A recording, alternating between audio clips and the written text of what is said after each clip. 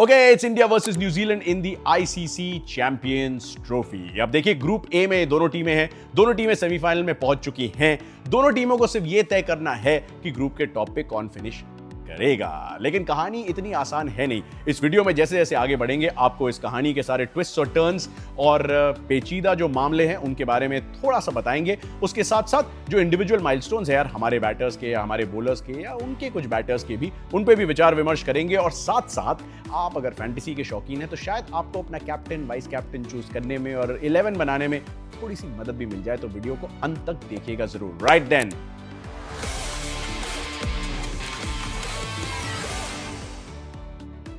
India versus New Zealand. अभी कहानी काफी पुरानी है एक्चुअली। ये लोग बड़े अच्छे हैं यार न्यूजीलैंड के। वहां पे ऐसा कहा जाता है कि शीप ज्यादा हैं और इंसान कम है, लेकिन इंसान बहुत प्यारे हैं। जनरली आप उनको देखते हैं तो आपको गुस्सा नहीं आता, आपको ऐसा लगता है यार बड़े प्यारे लोग हैं यार, इनसे हार भी जाएं तो इतना बुरा नहीं लगेगा जितना शायद पाकिस्तान से या ऑस्ट्रेलिया से, जिन्होंने बड़ी तकलीफ दी है। लेकिन एक्चुअली न्यूजीलैंड ने हमें आईसीसी टूर्नामेंट्स में बहुत तकलीफ दी है। 2000 में जब आईसीसी चैंपियंस ट्रॉफी को आईसीसी नॉकआउट टूर्नामेंट के रूप में देखा जाता था, भारत और न्यूजीलैंड फाइनल में पहुंचते हैं। सौरव गांगुली की एक यंग टीम, युवराज सिंह, जहीर खान जैसे इमर्जिंग टैलेंट उभर के आते हैं उसमें। लेकिन भारत उस फाइनल में न्यूजीलैंड से हार जाती है। दादा यानी कि सौरव गांगुली शतक भी लगाते हैं, लेकिन क्रिस केन्स जो कि न्यूजीलैंड के सबसे बेहतरीन ऑलराउंडर्स में से एक हैं, नायरोबी में एक ऐसी पारी खेलते हैं कि एक लास्ट ओवर थ्रिलर में न्यूजीलैंड हमसे वो आईसीसी की ट्रॉफी छीन के ले जाते हैं। कट टू 2019 सेमीफाइनल, मैनचेस्टर का ओल्ड ट्रैफर्ड का मैदान। भारत वो सेमीफाइनल का रिजल्ट वेट करता है 2 दिन का, और फिर भी वो रिजल्ट जो है वो भारत के हित में जाता नहीं है। रविंद्र जडेजा एक फाइटिंग पारी खेलते हैं, लेकिन एमएस धोनी का वो रनआउट, मार्टिन गप्टिल जी क्या दुश्मनी थी आपको, वो जख्म जो है वो अभी तक हरा है। उसको कुछ हद तक हमने भरा है, क्योंकि 2023 के विश्व कप के सेमीफाइनल में वानखेड़े का मैदान, विराट कोहली चढ़े सीना तान, और जो खिलाड़ी हम मानते हैं सबसे महान यानी कि हमारे भगवान, उनका ओडीआई 100 का रिकॉर्ड वो तोड़ते हैं, अपने भगवान के सामने नतमस्तक हो जाते हैं, और हम सब विराट कोहली के सामने नतमस्तक हो जाते हैं। तो 2023 में जो सेमीफाइनल में हुआ, उसके चलते थोड़े से घाव भरे जरूर हैं, लेकिन जब भी न्यूजीलैंड आईसीसी के नॉकआउट्स में या आईसीसी टूर्नामेंट्स में हमारे सामने आती है, थोड़ी हालत पतली तो हो जाती है, थोड़ी सी नर्वसनेस, थोड़ी सी एंग्जाइटी तो हो ही जाती है। 2021 के वर्ल्ड टेस्ट चैंपियनशिप के फाइनल में भी इसी टीम ने हमें हराया था, तो कुछ ट्रॉफीज हमसे छीनने में ये सफल रहे। तो लेट्स जस्ट क्विकली रिकैप कि अभी तक हुआ क्या है। पहले मैच में हमने बांग्लादेश को 6 विकेट से हराया, और उसमें शुभमन गिल का वो बेहतरीन शतक आया। आईसीसी टूर्नामेंट्स में उनका पहला शतक था, लेकिन the prince as we call him has announced himself कि यार अगर कमान संभालनी पड़ती है उन्हें इस इंडियन टीम की, if Rohit Sharma and Virat Kohli decide to say goodbye, Shubman Gill is absolutely ready for the responsibility and for the opportunity. कमाल की पारी वो भी थी। उसके साथ साथ कमाल की पारी उनके दूसरे मैच में भी नजर आई, जब वो अर्धशतक डिजर्व करते थे यार। शाहीन शाह अफरीदी को की बड़ी अच्छी खबर ली उन्होंने, एक वो खूबसूरत स्ट्रेट ड्राइव, सचिन तेंदुलकर की याद आ गई। कंपेयर नहीं करना चाहिए, बट यार कभी कभी ऐसा लगता है कि यार ये बंदा बहुत ही क्लासी है। और शाहीन शाह अफरीदी तो वापस मुड़ के उस पारी को नहीं देखना चाहेंगे, क्योंकि 7 चौके शाहीन को लगाए थे। एक थोड़ा सा आउटसाइड एज से भी आया था, but 7 for a reason. Well done Shubman Gill, beautiful knock, probably deserved a 50। और एक्चुअली जिस फॉर्म में वो आ रहे थे, लगातार 2 शतक लगा के तीसरी सेंचुरी आ जाती तो विराट कोहली और रोहित शर्मा के बराबर आ जाते in terms of hitting 3 back to back ODI 100s। लेकिन इंतजार जो है वो ज्यादा लंबा नहीं खींचेगा, मुझे ऐसा लगता है। Shubman Gill absolutely loves playing against New Zealand. Actually New Zealand के खिलाफ उनका पहला और इकलौता डबल 100 भी ओडीआईज में आया था, तो I will not be surprised if he starts of in the same form against one of the opposition's that he loves scoring against. तो शुभमन गिल पे अपनी निगाहें रखिएगा।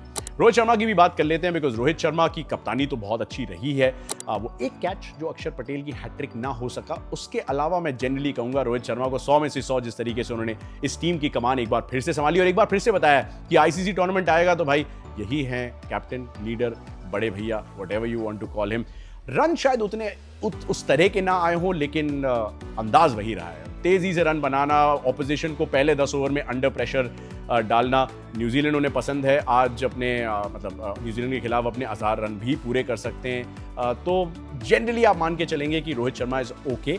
सिर्फ एक थोड़ा सा खतरा रहेगा मैट हेनरी का। मैट हेनरी थोड़ा सा उनको परेशान करते हैं। ट्रेंट बोल्ट जा चुके हैं, बट रोहित के साथ वो मुंबई इंडियंस में खेलते हुए नजर आएंगे, बट सामने नहीं है। तो लेफ्ट आर्म का जो प्रॉब्लम होता था रोहित को, अब वो भी नहीं होता है। और वो जो बड़ा स्कोर है, मुझे ऐसा लगता है महज औपचारिकता है कि कब आ सकता है। एक लैंडमार्क अलर्ट, एक माइलस्टोन अलर्ट कि रोहित शर्मा एक और 100 लगाएंगे तो 50 इंटरनेशनल सेंचुरीज पूरी कर लेंगे, और मैं कह रहा हूँ सेमीफाइनल से पहले ही आ जाए तो थोड़ा सा वो भार भी चला जाए, हम सबका उद्धार भी उसी के साथ हो जाए।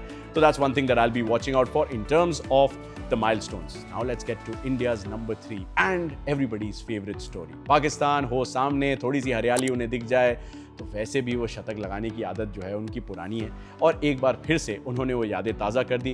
वो 100 आता है और जिस स्टाइल से आता है, मैं कहता हूँ स्पिनर के खिलाफ बहुत लोग कह रहे थे संघर्ष कर रहे हैं, मतलब हमने भी वीडियोस में डिस्कस किया था कि यार डिसमिसल्स लेग स्पिन के खिलाफ खूब हुए हैं। चलिए लेग स्पिन को तो ठीक से उन्होंने खेला भी, अबरार अहमद की चुनौती ज़्यादा बड़ी साबित नहीं हुई, लेकिन खुशदिल शार गेंदबाजी की आखिरी बॉल पे जिस तरीके से उन्होंने वो चौका लगा के अपना, मतलब मैच की आखिरी बॉल पे जिस तरीके से चौका लगा के वो अपना शतक कंप्लीट किया, एक स्पिनर को मार के कंप्लीट किया, तो उससे थोड़ा दिल को राहत मिली, उससे दिल को सुकून आया कि all is well with Virat Kohli. New Zealand के खिलाफ खूब रन बनाए, 6 शतक है उनके ओडीआईज में इस टीम के खिलाफ, और वानखेड़े स्टेडियम में जो किया था उन्होंने पिछले वर्ल्ड कप के सेमीफाइनल में इसी टीम के खिलाफ, never know, maybe history will repeat itself. It's also his 300th one-day international. Now 14,000 run पूरे कर चुके हैं। कमेंट सेक्शन में मुझे बताइएगा क्या आपके हिसाब से greatest ODI cricketer of all time है। कुछ एग्जांपल्स मैं दे सकता हूँ, सचिन तेंदुलकर ऑब्वियसली हर डिबेट में हिस्सा रहते ही हैं, उसके अलावा कुमार संगकारा हैं, उसके अलावा रिकी पॉन्टिंग है, मैं तो विवियन रिचर्ड्स का भी नाम जोड़ दूंगा अगर आप थोड़े से पुराने क्रिकेट के आशिक हैं। तो इन सब की लिस्ट में आप विराट कोहली को कहाँ पाते हैं? आई नो अभी करियर में बहुत सारे आगे पड़ाव आने वाले हैं, बट लिख दीजिए कमेंट सेक्शन में, where is Virat Kohli in your ranking of best ever ODI cricketers? Alright, now 300 ODI है and all of that's okay, but the most important thing is he likes New Zealand. बहुत रन बनाए उन्होंने न्यूजीलैंड के खिलाफ, और एक ऐसी टीम है जिसके खिलाफ आप रन बनाएंगे तो बड़े कॉन्फिडेंस के साथ सेमीफाइनल में जाएंगे। तो I will be watching out and I will be rooting for Virat Kohli's next milestone. The one milestone जिस पे मैं और आप शायद निगाह रखना चाहेंगे वो ये, Sachin Tendulkar test 100s 51, Virat Kohli one day international 100s 51। क्या विराट कोहली पहले ऐसे शख्स बन सकते हैं जो किसी भी फॉर्मेट में, टेस्ट और ओडीआई में खासतौर से, 52 तक पहुंच सकते हैं? No man has ever done it. Can Virat Kohli become the first man to hit 52 100s in a particular format? What a huge achievement that would be. और न्यूजीलैंड के खिलाफ एक बार पहले भी एक रिकॉर्ड तोड़ा था, न्यूजीलैंड के खिलाफ एक और बेहतरीन रिकॉर्ड टूट जाए तो मजे ही आ जाए। Alright, that's as far as Rohit, Shubman and Virat are concerned. थोड़ा गेंदबाजी की तरफ चलते हैं। अक्षर पटेल, कुलदीप यादव और रविंद्र जडेजा ने मिलकर 7 विकेट लिए। दूसरी तरफ न्यूजीलैंड के spinners Michael Bracewell, Mitchell Santner और ग्लेन फिलिप्स ने मिलकर 8 विकेट लिए। तो 2 कमाल के स्पिन यूनिट्स आमने सामने आने वाले हैं, लेकिन 2 कमाल के बैटिंग यूनिट्स जो कि स्पिन को अच्छा खेलते हैं वो भी आमने सामने आने वाले हैं। तो एक अच्छी अपॉर्चुनिटी है भारत के लिए। Apart from that, I think Harshit Rana has looked very, very good. Hardik Pandya ने विकेट चटकाए हैं, वो न्यू बॉल के साथ जो गेंदबाजी की कमान उन्होंने संभाली है मोहम्मद शमी के साथ, that's been a big positive for India. Hardik Pandya अगर आपके लिए 7, 8, 9, 10 ओवर डाल सकते हैं तो इससे बेहतर कोई और पहलू हो नहीं सकता, क्योंकि आपके 3 स्पिनर तीनों 10 ओवर वाले हैं मिनिमम, और उसके साथ साथ मोहम्मद शमी है जिनसे आप वो एक्सपेक्ट करेंगे। तो हार्दिक का ये करना जो एक बहुत बड़ा बोनस है। उसके साथ उनका विकेट लेने की जो आदत है, जैसे बाबर आजम को उन्होंने आउट किया, जैसे वो जब पार्टनरशिप तोड़नी थी तो जिस तरीके से वो पाकिस्तान के हाफ सेंचुरियन साहब ने डीप में मार दिया हार्दिक पांड्या को, सब हल्के में लेते हैं हार्दिक पांड्या को और वहीं पे वो विकेट चटका देते हैं। Cut to 2024 T20 world cup final, Heinrich Klaasen, David Miller, दोनों के विकेट उन्होंने ही चटकाए थे उस विश्व कप के फाइनल में। सो या I think Hardik bowling is a huge positive for India. Right, then move on to New Zealand. New Zealand के साथ प्रॉब्लम ऑफ प्लेंटी हो गई है यार। पहले मैच में विल यंग ने पाकिस्तान के खिलाफ शतक जड़ दिया। टॉम लेथम जो कि आउट ऑफ फॉर्म चल रहे थे, 3 डक्स बनाए थे उन्होंने अभी रिसेंटली, उन्होंने भी शतक जड़ दिया। फिर हम अगर दूसरे मैच की तरफ चलें तो वहां पे रचिन रविंद्रा को बुलाया गया क्योंकि डैरिल मिचेल की तबीयत थोड़ी सी नासाज हो गई। रचिन रविंद्रा ने शतक जड़ दिया। उसके अलावा टॉम लेथम ने एक और अर्धशतक जड़ दिया। ग्लेन फिलिप्स ने कुछ विस्फोटक पारियां खेली हैं। माइकल ब्रेसवेल 4-4 विकेट ले रहे हैं। मिचेल सैंटनर तो हैं ही उनके कप्तान और सबसे बेहतरीन गेंदबाजों में से एक, और विराट कोहली को पिछली 8 पारियों में मिचेल सैंटनर 5 बार अक्रॉस फॉर्मेट्स आउट कर चुके हैं। तो तकलीफ का सबब तो है दोस्तों, और उसके अलावा उनकी तेज गेंदबाजी है। मैट हेनरी ने 2019 के वर्ल्ड कप सेमीफाइनल में 3 विकेट से बहुत दुख पहुंचाया था, और उसके अलावा विलियम और रोक की वो ऊंचाई है। काइल जेमिसन भी हैं उनके पास, जिन्होंने वर्ल्ड टेस्ट चैंपियनशिप के फाइनल में न केवल हमें हराया था, प्लेयर ऑफ द मैच भी रहे थे।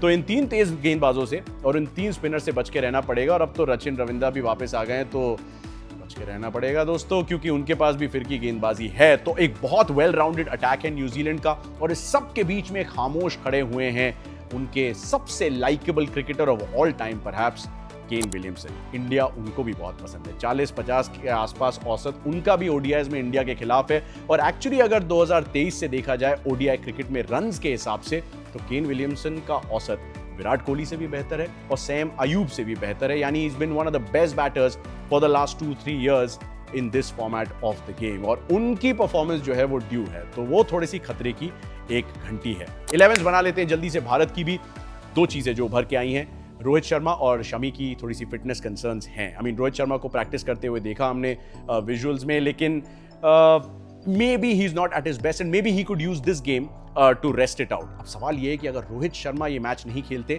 तो कौन खेलेगा? तो आई थिंक मेरे पास एक सोल्यूशन है, आप केएल राहुल से ओपन मत करवाइए, क्योंकि केएल राहुल की पोजीशन 5 नंबर 6 नंबर जो है वो ऑलरेडी सेट है। और रोहित शर्मा वैसे भी सेमीफाइनल में वापस आ जाएंगे, इतनी सीरियस इंजरी नहीं है वैसे भी, थोड़ा सा कंसर्न है, प्रिकॉशनरी मेजर। तो केएल राहुल को वहीं रहने दो जहां वो रहते हैं। ओपन कौन करेगा? क्या ऋषभ पंत से ओपन करा सकते हैं? कमेंट सेक्शन में मुझे बताइएगा। सैंपल साइज बहुत छोटा है, मैं थोड़ी सी रिसर्च कर रहा था। ओडीआईज और टेस्ट क्रिकेट में कभी उन्होंने ओपन नहीं किया है। डोमेस्टिक T20 मैचेस में 16-17 मैचेस हैं। आई थिंक हिमाचल प्रदेश के खिलाफ तो 38 गेंदों में कुछ 118-120 रन उन्होंने मार दिए थे। आई नो डोमेस्टिक लेवल पे था। और T20 इंटरनेशनल्स में भी उन्होंने इंग्लैंड में, आई थिंक नॉटिंगम में ओपन किया था एक बार, बर्मिंघम में एक बार ओपन किया था, न्यूजीलैंड के दौरे पे 2022 में उन्होंने 2 बार इनिंग्स को ओपन किया था, और साउथ अफ्रीका के खिलाफ भी इंदौर में एक बार ओपन किया था। तो T20s में तो ओपन कर सकते हैं। अब आप क्या चाहते हैं? आप चाहते हैं कि न्यूजीलैंड को पहले 10 ओवर में विकेट ना दें और उनको अंडर प्रेशर डाल दें। अगर रोहित शर्मा यही काम करने वाले हैं तो why not Rishabh Pant? Comment section में मुझे बताइएगा कि क्या शुभमन के साथ ऋषभ पंत का एक ऑप्शन यूज किया जा सकता है, ताकि केएल राहुल का जो बैटिंग ऑर्डर में जो स्थान है उसे डिस्टर्ब ना किया जाए। फिर विराट कोहली 3 पे आएंगे, 4 पे श्रेयस, 5 पे एनीबडी। इट कुड बी अक्षर, it could be Hardik Pandya, it could be KL Rahul for all you know. Ravindra Jadeja है फिर नीचे बैटिंग ऑर्डर में। सवाल जो है वो थोड़ा सा गेंदबाजी पे आएगा, क्योंकि मोहम्मद शमी की भी फिटनेस पे थोड़ा सा सवालिया निशान लगा हुआ है। आप चाहते हैं उन्हें कॉटन वूल में रैप करके सेमीफाइनल फाइनल के लिए प्लीज बचाएं। अच्छी बात यह है कि इंडिया को ज्यादा ट्रैवल नहीं करना पड़ रहा है, तो मोहम्मद शमी वो दोनों मैचेस खेलते हुए आपको नजर आए। तो क्या आप अर्शदीप सिंह को मौका दे सकते हैं? आई थिंक देना चाहिए। अगर शमी पे थोड़ा सा भी डाउट है कि वो 90% पे हैं या 95% पे भी हैं, तो why risk it? Just let him be ready for the semifinal. 2 दिन बाद ही सेमीफाइनल है यार, 4 तारीख को इसी मैदान पे, तो let him rest. Arshdeep Singh को मौका दे देते हैं, एक लेफ्ट आर्म का ऑप्शन भी मिल जाएगा और पता चल जाएगा कि यार अगर बाय चांस ऐसा होता है कि शमी पूरी तरीके से फाइनल में फिट नहीं हो पाते और वहां न्यूजीलैंड फिर से मिलती है, तो अर्शदीप क्या कर सकते हैं? व्हाट डू यू से? कमेंट सेक्शन में मुझे बताइए। आप मुझे बताइए अपने प्रेडिक्शन की आप किस तरीके से देखते हैं इसको। मैं तो कहूंगा अगर आप फैंटेसी टीम बना रहे हैं तो विराट कोहली को ले लीजिएगा, शुभमन गिल को ले लीजिएगा। अब भारत की तरफ से 6 से 7 खिलाड़ी आप ले सकते हैं, जिसमें श्रेयस अय्यर का भी नाम जोड़ दीजिए। अगर शमी खेल रहे हैं 11 में, टॉस के समय देख लीजिएगा, शमी को भी जोड़ दीजिए, बहुत तंग करते हैं न्यूजीलैंड को। हार्दिक पांड्या को ना लेने की गलती मत कीजिएगा। और कुलदीप यादव थोड़ा सा फंसाते हैं केन विलियमसन को, तो उनको भी अपनी टीम में रखिएगा जरूर। और न्यूजीलैंड की तरफ से केन विलियमसन अगर चल गए तो अच्छा बैलेंस मिल जाएगा आपको। रचिन रविंद्रा ने बेंगलुरु के टेस्ट में इंडिया के अगेंस्ट शतक मारा था, वो भी एक सेफ ऑप्शन के रूप में आपके लिए हो सकते हैं। Apart from that Daryl Mitchell बहुत अच्छा स्पिन को खेलते हैं, वो वापस आ जाएंगे, बहुत कमाल के फॉर्म में। वानखेड़े में उनका भी शतक आया था भारत के खिलाफ, ऑलमोस्ट 400 रन का टारगेट दिया था यार, न्यूजीलैंड ने जान हलक में डाल दी थी हमारी डैरिल मिचेल की वजह से। उनको आप टीम में रख सकते हैं। मिचेल सैंटनर को ना लेने की गलती मत कीजिएगा। और उसके अलावा मैं कहूँगा मैट हेनरी का option may not be such a bad one, but थोड़ा स्पिनर्स पे फोकस कीजिएगा। कम से कम 3 स्पिनर्स अपनी टीम में रखिएगा, बिकॉज दुबई की ये सर्फेस है। एवरेज फर्स्ट इनिंग स्कोर करीब 230 के आसपास का रहा है पिछले 1-2 सालों में, तो लो स्कोरिंग टोटल आपको मिल सकता है। तो विकेट्स खूब मिलेंगे और विकेट्स के जरिए पॉइंट्स खूब मिलेंगे। और ये रन गेटर्स के बारे में तो मैंने आपको बता ही दिया, खासतौर से जो हमारे इन फॉर्म है। विकेट कीपर के रूप में आई वुड सजेस्ट आप टॉम लेथम को लीजिएगा अगर आप न्यूजीलैंड की तरफ से चूज कर रहे हैं, because he will give you runs, he will also give you a few catches. Spin के खिलाफ वैसे भी विकेट्स आने की चांसेस ज़्यादा रहती हैं। तो केएल राहुल और ऋषभ पंत और टॉम लेथम के बीच हो तो आप सोच सकते हैं टॉम लेथम के बारे में। ऑलराइट ना, India versus New Zealand all in redness prediction दीजिएगा मुझे कमेंट सेक्शन में। बताइएगा कि इंडिया के जो 2 चेंजेस मैंने आपको बताए अगर करने पड़ते हैं, Rishabh Pant in place of Rohit Sharma as an opener and Mohammed Shami की जगह अर्शदीप सिंह, क्या आपके हिसाब से सही है? और बताइए जीत कौन रहा है। जल्दी मुलाकात होती है जीत के बाद सेमीफाइनल से पहले। ठीक है, गुड बाय।